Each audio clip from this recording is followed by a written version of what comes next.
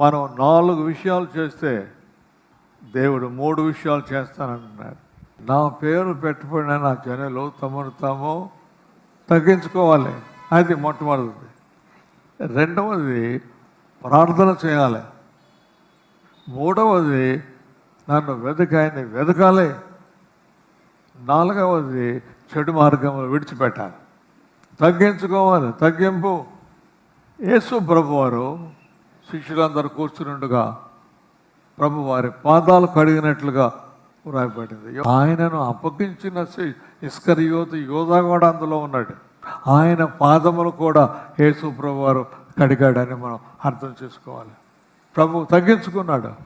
వాక్యంలో ఉంది, తగ్గించుకున్నవాడు హెచ్చింపబడును, హెచ్చించుకున్నవాడు తగ్గింపబడు.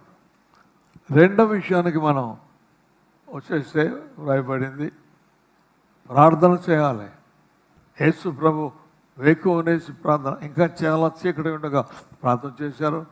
అరణ్య ప్రదేశానికి వెళ్ళి అక్కడ ప్రార్థన చేయాలి. ప్రభునందు ప్రియులారా, మనము వేకువనే లేచి ప్రార్థన చేయాలి. మూడవ మాట ఏమైనా రాబడిందంటే మనం చేయాల్సింది వెతకాలి, దేవుణ్ణి వెతకాలి. పూర్ణ హృదయంతో వెతకాలంట, మామూలుగా కాదు.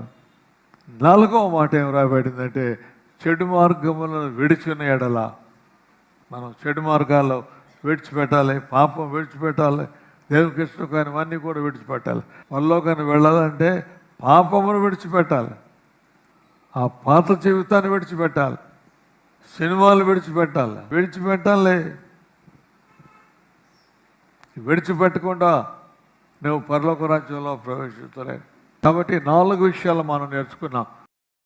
మనము 4 విషయాలు చేస్తే దేవుడు 3 విషయాలు చేస్తాడు.